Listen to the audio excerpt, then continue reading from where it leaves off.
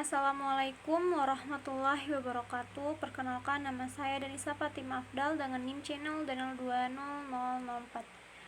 Baiklah, saya di sini akan menjelaskan materi tentang konsep investasi jangka panjang dalam akuntansi perpajakan. Pengertian investasi jangka panjang. Investasi jangka panjang adalah penanaman aset dalam jangka waktu lebih dari 1 tahun dengan tujuan untuk menguasai perusahaan lain. Artinya investasi jangka panjang memang membutuhkan waktu yang cukup lama, bisa sampai 1 tahun atau lebih untuk mencapai keuntungan yang tinggi. Tujuan investasi jangka panjang yang pertama, memperoleh pendapatan tetap dalam setiap periode tertentu. Pendapatan tetap dari memiliki investasi jangka panjang bisa dalam bentuk bunga, royalti, dividen, uang sewa, dan bentuk lain dari keuntungan kepemilikan saham. Yang kedua, investasi jangka panjang bagi pengusaha dapat digunakan untuk tujuan membentuk dana tujuan khusus, misalnya untuk kepentingan ekspansi, perluas produk, dan lainnya.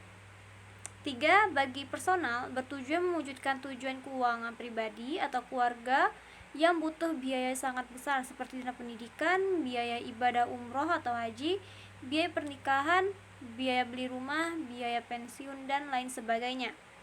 Keempat, mengarahkan dana khusus, misalnya seperti dana untuk kepentingan sosial maupun dana untuk kepentingan ekspansi suatu perusahaan. Yang terakhir, kelima, pengendali perusahaan atau orang tertentu dengan kepemilikan sebuah usaha ataupun aset. Jenis-jenis investasi jangka panjang. Yang pertama, saham. Investasi jangka panjang di saham tidak bisa lagi hanya dilakukan oleh investor dengan modal besar. Saat ini investasi saham dapat dilakukan dengan berbagai sarana dan kemudahan, sehingga investasi ini dapat dilakukan oleh orang-orang dari berbagai kalangan. Saham sebenarnya adalah surat berharga yang memberikan bukti kepemilikan oleh perseroan terbatas atau investor korporat. Selain dividen, investor ekuitas juga dapat memilih untuk mendapatkan keuntungan dengan membeli dan menjual saham di bursa. Kedua, obligasi. Investasi jangka panjang dalam bentuk obligasi adalah surat berharga untuk yang diserahkan peminjam kepada pemberi pinjaman dengan surat berharga tersebut beserta nama, tanggal jatuh tempo pinjaman, dan bunganya. 3. Reksadana. Reksadana adalah surat berharga yang mewakili aset atau klaim. Keuntungan dari investasi jangka panjang ini adalah menyediakan berbagai pilihan, termasuk pasar mata uang, saham, dan obligasi yang dapat disesuaikan dengan dana dan risiko yang mungkin ditanggung investor. Risiko investasi jangka panjang. Yang pertama, risiko pasar. Risiko yang disebabkan oleh sentimen keuangan sering disebut sebagai risiko sistemik. Hal inilah sering dialami investor dan tidak bisa dihindari. Bahkan dalam kasus ekstrim, investor mungkin mengalami skenario terburuk, yaitu kehilangan modal. Kedua, risiko bunga. Risiko tingkat bunga adalah risiko yang disebabkan oleh nilai relatif bunga. Hal ini disebabkan oleh perubahan suku bunga di pasar, sehingga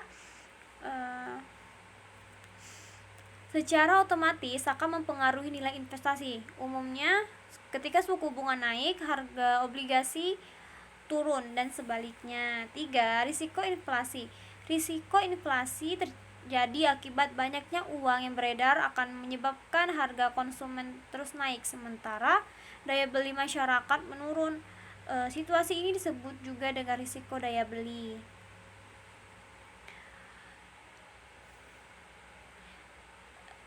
Risiko likuiditas. Risiko likuiditas ini terjadi akibat sulitnya menyediakan uang tunai dalam jangka waktu tertentu. Sesuatu dianggap liquid apabila tidak ada pasar yang bersedia membeli. Biasanya, risiko likuiditas ini terjadi di pasar dengan volume perdagangan yang kecil atau relatif baru. Oleh karena itu, investor perlu ekstra hati-hati saat berinvestasi di pasar yang relatif baru. Risiko nilai tukar mata uang. Risiko nilai tukar terkait dengan nilai tukar rupiah terhadap mata uang asing. Ini juga disebut risiko nilai tukar atau risiko mata uang. Dinamika perubahan nilai tukar yang terjadi di pasar menimbulkan risiko nilai tukar atau nilai tukar. Misalnya, jika investor risiko negara atau country risk adalah risiko yang berkaitan dengan usaha politik suatu negara. Ketika suatu negara dilanda masalah politik, investasi bisa gagal, misalnya gejolak kerjasama antar negara tidak stabil, dan lebih parah lagi ketika pemerintah yang sah digulingkan atau kudeta. Oleh karena itu, investor perlu mempertimbangkan dan membaca dengan cermat situasi politik saat ini sebelum memutuskan untuk berinvestasi di negara tertentu. Sekian penjelasan dari saya. Wassalamualaikum warahmatullahi wabarakatuh.